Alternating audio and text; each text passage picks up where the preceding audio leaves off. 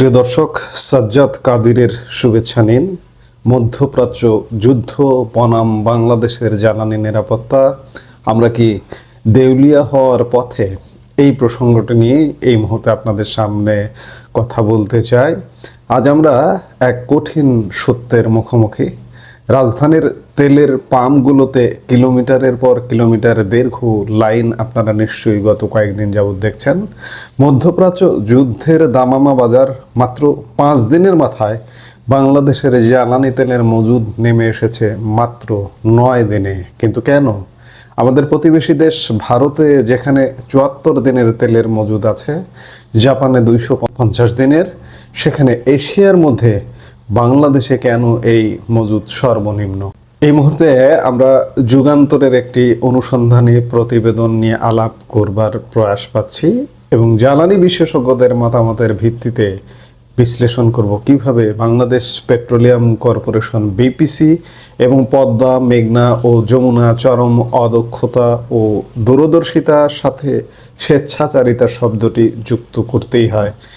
তারা সবাই মিলে আমাদের এই খাদের কিনারায় এনে দাঁড়িয়েছে কেন, কিভাবে? 16 বছরের আওয়ামী লীগ শাসনকাল পরবর্তী নতুন বাংলাদেশে এই সংকট আমাদের কি বার্তা দিচ্ছে? কেন 2020 সালের সরকারি সিদ্ধান্ত আজও বাস্তবায়ন হয়নি? পুরো বিষয়টি আমরা আজ খতিয়ে দেখব। প্রথমেই আসি পরিসংখ্যানের তথ্যে। একটি দেশের জ্বালানি নিরাপত্তা নির্ভর করে তার আপৎকালীন মজুদের উপর। বিশেষজ্ঞরা বলছেন বাংলাদেশের বর্তমান যে 30-35 দিনের তেলের মজুদ ক্ষমতা, তাকে কোনোভাবেই মজুদ সক্ষমতা বলা যায় না। এটি স্রেফ পরিচালন মজুদ। বুয়েটের সাবেক অধ্যাপক ও জ্বালানি বিশেষজ্ঞ ডক্টর ইজাজ হোসেন স্পষ্ট বলেছেন, এই ক্ষমতা দিয়ে কোনো বড় সংকট মোকাবেলা সম্ভব নয়। মজার ব্যাপার দেখুন, 2020 সালে সিদ্ধান্ত নেওয়া হয়েছিল তেলের ধারণ ক্ষমতা অন্তত 60 দিনে উন্নীত করা হবে, কিন্তু 6 বছর পেরিয়ে গেছে। আওয়ামী লীগ 3 বছর 3.5 বছর সময় পেয়েছে 20 সালের পরে। এরপরে এই যে অন্তর্বর্তীকালীন সরকার, ইউনূস সরকার গেল 1.5 বছর। সেই সরকারের সময় তো আসলে কিছুই হয়নি। অর্থাৎ 6 বছর পেরিয়ে গেলেও তেলের ধারণ ক্ষমতার আমাদের সক্ষমতা বাড়েনি, এটা সত্য কথা।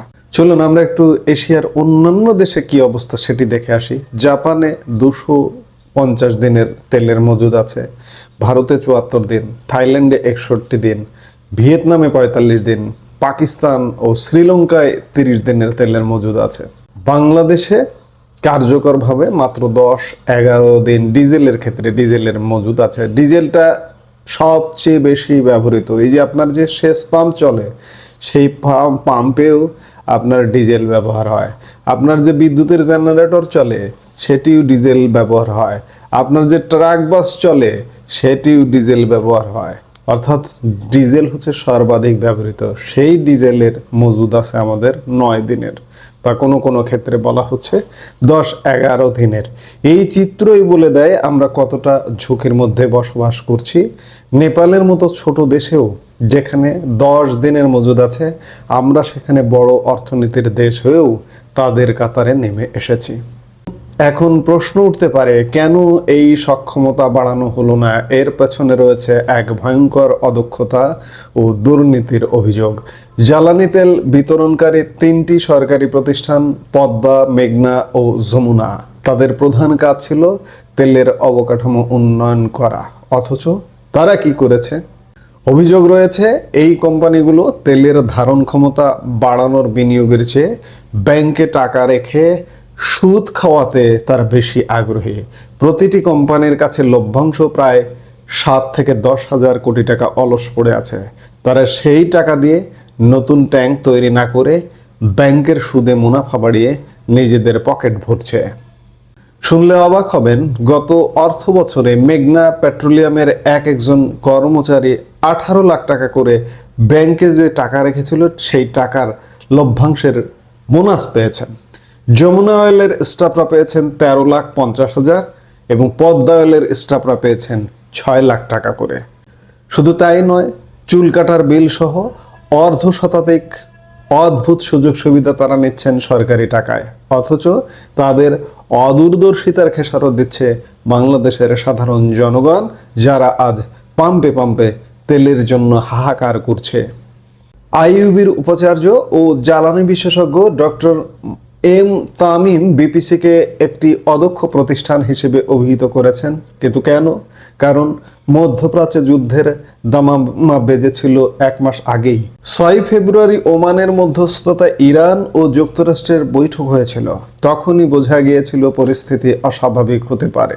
গত 28 ফেব্রুয়ারি রাতে ইরানের উপর হামলার পর যখন যুদ্ধ শুরু হলো, তার মাত্র 5 দিনের মাথায় আমাদের মজুদ 9 দিনে নেমে এলো। সরকার রেশনিং করতে বাধ্য হলো। কিন্তু বিপিসি কি করলো? 2 থেকে 4 মার্চের মধ্যে তারা ডিলারদের কাছে প্রায় দ্বিগুণ তেল বিক্রি করে দিয়েছে। যেখানে সচেতন হওয়ার দরকার ছিল, সেখানে 3 দিনে 70,000 টন ডিজেল বিক্রি করে মজুদ খালি করা হয়েছে। এর চেয়ে বড় প্রশাসনিক অদক্ষতা আর কি হতে পারে? 2021 সাল থেকে 24 এই 3 বছরে আমাদের তেলের ব্যবহার বেড়েছে হু হু করে। 2019-20 সালে আমাদের জ্বালানি তেলের ব্যবহার ছিল বাৎসরিক 55 লক্ষ টন, যা এখন 70 লক্ষ টন ছাড়িয়েছে। আগামী বছরে এটি 1 কোটি টন ছাড়াবে। কিন্তু সেই তুলনায় অবকাঠামো কতটুকু বেড়েছে? ডিজেল মজুতের সক্ষমতা 2021 সালে ছিল 6,04,000 টন, এখন তা সামান্য বেড়ে দাঁড়িয়েছে মাত্র 6,24,000 টনে। ফার্নেস অয়েলের ক্ষমতা তো বাড়েনি, উল্টো কমেছে। দেশের প্রধান প্রধান ডিপোগুলোর অবস্থা দেখুন। সিলেটে ডিজেল আছে মাত্র 2 দিনের, শাসনা বাজার ও আশুগঞ্জে মাত্র 1 দিনের, নাটোর, ঢাকা, চট্টগ্রাম ও কক্সবাজারে কোনো ডিজেল নেই। সবচেয়ে বড় ট্র্যাজেডি হলো সিঙ্গেল পয়েন্ট মোরিং প্রকল্প। 1,28,000 টন মজুতের ট্যাঙ্ক থাকা সত্ত্বেও এই প্রকল্প গত 2 বছর ধরে অলস পড়ে আছে। বিপুল বিনিয়োগের এই সুফল জনগণ পাচ্ছে না, স্রেফ আমলাতান্ত্রিক জটিলতা ও অবহেলার কারণে। এই পরিস্থিতির মধ্যে সাধারণ মানুষের মনে একটি প্রশ্ন বারবার ঘুরপাক খাচ্ছে। অনেকে সামাজিক যোগাযোগ মাধ্যমে বলছেন, কেমন বুঝতে পারছেন নতুন বাংলাদেশ? বিগত 16 বছর শেখ হাসিনা সরকার দেশকে যেভাবে স্থিতিশীল রেখেছিল, সংকটেও যে আরাম দিয়েছিল, তাকে আমরা ভুলে গেছি। আজ যারা তেলের পাম্পে 2 কিলোমিটার দীর্ঘ লাইনে দাঁড়িয়ে আছেন, তারা বুঝতে পারছেন জ্বালানি নিরাপত্তার অভাব একটি দেশকে কতটা পঙ্গু করে দিতে পারে।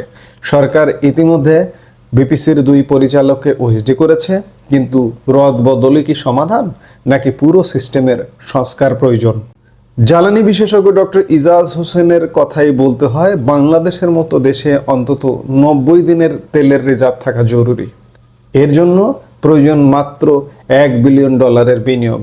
বিপিসি ও 3 কোম্পানির ব্যাংকে পড়ে থাকা হাজার হাজার কোটি টাকা যদি দেশের জ্বালানি নিরাপত্তায় ব্যবহার না হয়, তবে এর চেয়ে বড় বিলাসিতা আর কিছু হতে পারে না। আজকের এই তেলের রেশনিং এবং দীর্ঘ লাইন আমাদের চোখে আঙ্গুল দিয়ে দেখিয়ে দিচ্ছে, সঠিক সময়ে সঠিক পরিকল্পনা না নিলে যে কোনো দেশ মুহূর্তেই বিপদে পড়তে পারে।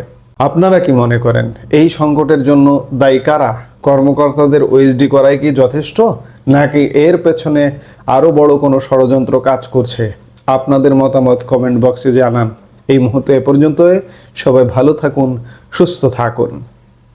আমাদের ভিডিওগুলো নিয়মিত পেতে সাবস্ক্রাইব করুন Sajjad Kadir and the legends YouTube channel এবং লাইক, কমেন্ট, শেয়ার করে সাথে থাকুন।